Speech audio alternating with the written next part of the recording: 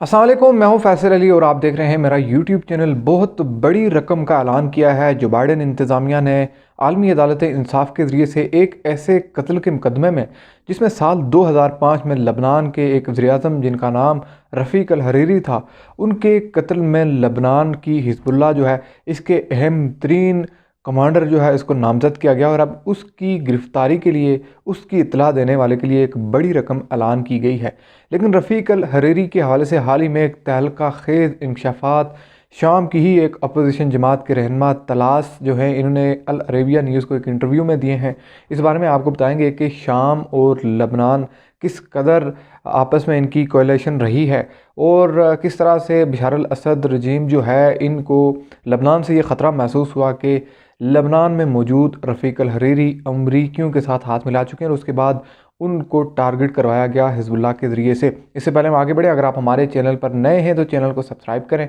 Video को like करें और बेल आइकन ज़रूर दबाएं ताकि आप आने वाली अपडेट से आगाह रह सकें और अपने फीडबैक से ज़रूर आगाह करें। ये एक बड़ी डेवलपिंग स्टोरी है जो इस वक्त रात गए सामने आई है, मुख्तलिफ इंटरनेशनल मीडिया पर रिपोर्ट हुई है।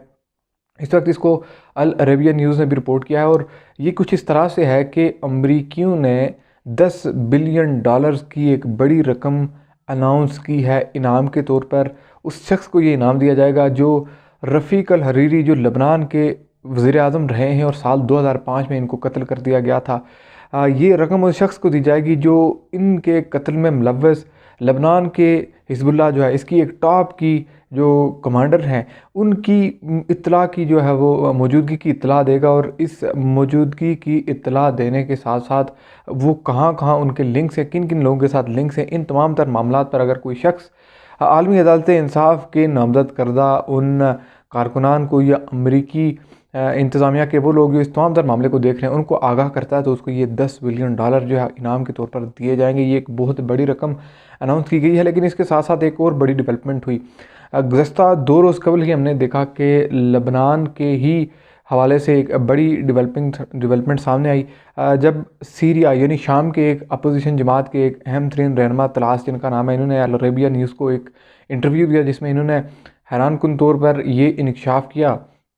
कि साल 2005 में लबनान के उस वक्त के वज़ीर-ए-आज़म रफ़ीक अल हरीरी के कत्ल के पीछे ईरान और शाम का मंसूबा था। ये मिला जुला मंसूबा था जिस पर जो है इस मंसूबे पर अमल दरामद किया गया और अमल दरामद इसलिए किया गया क्योंकि रफ़ीक अल हरीरी से ख़तरा समझा जा रहा था कि इन्होंने अमरीकियों के साथ हाथ मिला दिए हैं और ये किसी भी तरह से उनको शाम में इंटरवीन करने के हवाले से, शाम में घुसने के हवाले से राह हमवार कर रहे हैं। अब ये अहम तरीन चीज़ है। अब ये जो तलाश हैं, ये बशर अल असद जो शाम के इस वक्त के सदर हैं और उनकी अपोजिशन जमात में मौजूद हैं ये तलाश, और इन्होंने ये इंटरव्यू दिया है। अब बशर अल असद के ख़िलाफ़ हमेशा से ही माज़ाराइयाँ हम देखते आए हैं और उसकी बड़ी वजह उनकी एक बड़ी हमायत, ईरानियन हमायत है। अब एक चीज़ बड़ी अहम है, अब जब ये इंटरव्यू सामने आया और उसके बाद अगले ही रोज़ जो एक खुसूसी ट्रिब्यूनल है इंटरनेशनल कोर्ट ऑफ जस्टिस का जो नीदरलैंड्स में है और इसने दिसंबर 2020 में एक फ़ैसला भी दिया था रफ़ीक अल हरीरी के कत्ल में मुलव्वस हिज़्बुल्लाह के उस टॉप के कमांडर के हवाले से उसको लाइफ इम्प्रिजमेंट की सज़ा दी थी। और उसके बाद अब जो बाइडेन इंतज़ामिया की जानिब से अनाउंस किया गया है कि इतनी बड़ी ख़तीर रकम इनाम के तौर पर दी जाएगी। अब जो बाइडेन इंतज़ामिया की जानिब से ये बड़ी रकम अनाउंस की गई है, लेकिन जो तहलका खेज़ इंकशाफात बशर अल असद के ख़िलाफ़ अपोजिशन में बैठे तलाश नामी इस अपोजिशन लीडर ने किए हैं अरबिया न्यूज़ को इंटरव्यू में, उसमें उन्होंने ये कहा है कि ये एक बड़ा प्रॉपर मंसूबा था और ये जो रफ़ीक अल हरीरी जो लबनान के साबिक़ वज़ीर-ए-आज़म थे,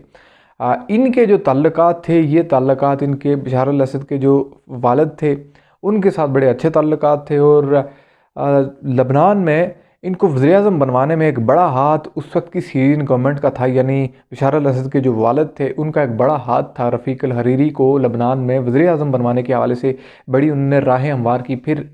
ये जो रफ़ीक अल हरीरी थे इनके जो ताल्लुकात थे ये बशर अल असद के साथ भी थे, लेकिन बशर अल असद और इनके वालिद दोनों ये समझते थे कि ये बड़े पैमाने पर ख़तरा हैं शाम के लिए, क्योंकि कुछ इत्तलात इनके पास इस तरह की आ गई थी कि साल 2003 में जब अमरीकी इराक़ पर उतर चुके, इराक़ पर उन्होंने कब्ज़ा कर लिया और एक जंग की सूरत हाल पैदा हो गई इराक़ में। उसके बाद क्योंकि इराक़ और शाम जो है इनकी सरहदें हैं कहीं ना कहीं से मिलती हैं और ये तमाम ख़ित्ता बड़ा इंपॉर्टेंट है। अब इस तमाम तर सूरत हाल में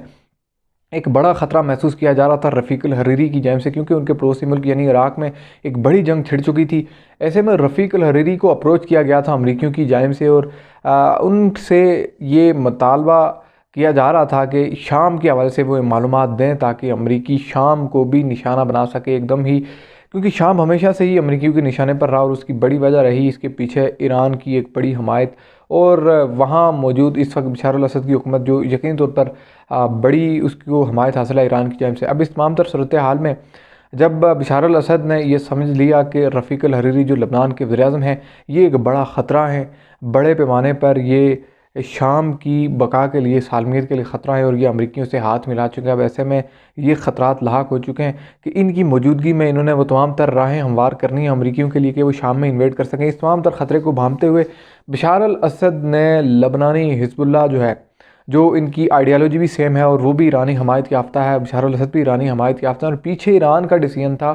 कि इस तरह के एलिमेंट को, क्योंकि रफ़ीक अल हरीरी के बारे में कहा जा रहा था कि वो एक उभरता हुआ सुन्नी लीडर था। यानी यहाँ पर एक आप कह सकते हैं इसको कि ये एक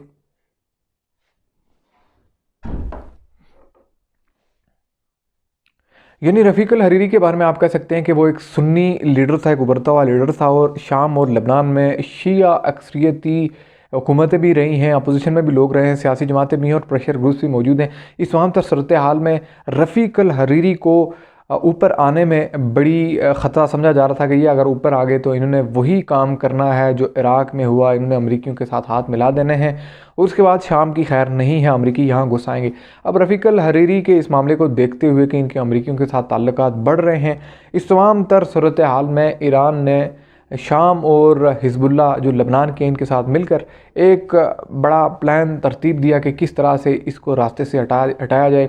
ये तमाम तर बातें तलाश जो अपोजिशन लीडर हैं शाम के, इन्होंने एक इंटरव्यू में कही हैं, वही हम आपको दो बदू बता रहे हैं। अब ये अहम तरीन चीज़ क्या है, यहाँ आपको वो इंटरेस्ट समझना है जो ये जो 3-4 कंट्रीज़ हैं जहाँ पर ईरान का एक बड़ा इन्फ्लुएंस है, यहाँ पर फैसले जो होते हैं वो किस कदर कंट्रोल्ड है, उनमें कितना बड़ा इंटरेस्ट ईरान का शामिल होता है और वो लार्जर इंटरेस्ट में कितने एक्यूरेट होते हैं। अब अहम तरीन चीज़ क्या हुई, जब रफ़ीक अल हरीरी के बारे में ये मालूम हो चुका कि अमरीकियों के साथ इनके ताल्लुकात हैं, उसके बाद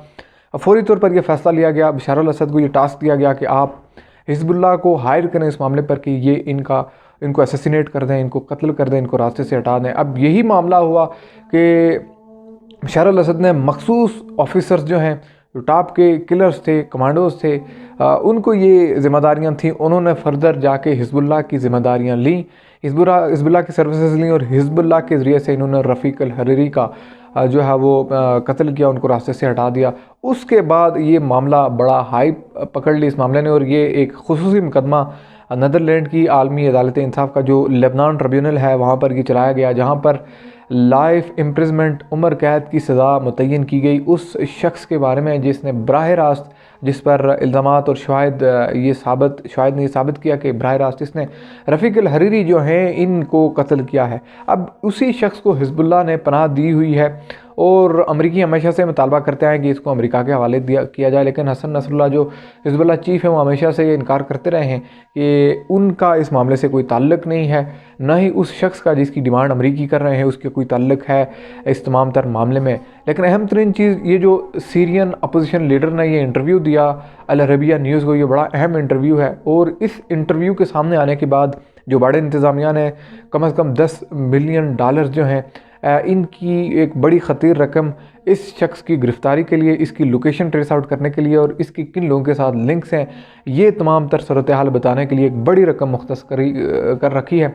क्योंकि इस वक्त ये बड़े संजीदा है इस शख्स को गिरफ़्तार करने के हवाले से। लेकिन इतलात ये हैं कि ये लबनान में मौजूद है और इनको पनाह हासिल है लबनान में मौजूद हिज़्बुल्लाह की। अब इस तमाम तर सूरत हाल में ये अपोजिशन लीडर जो हैं, जो शाम के हैं, जिन्होंने बशर अल असद के हवाले से अहम तरीन इंकशाफात किए हैं, इनको मुमकिन ख़तरात लाक हो सकते हैं क्योंकि इन्होंने कट्टा चट्टा खोल कर रख दिया है। अब देखना ही है इस तमाम तर मामले में डेवलपमेंट क्या सामने आती है। अभी तक के लिए इतना ही। चैनल को ज़रूर सब्सक्राइब करें, वीडियो को लाइक करें और अपने फीडबैक से ज़रूर आगाह करें। अल्लाह हाफ़िज़।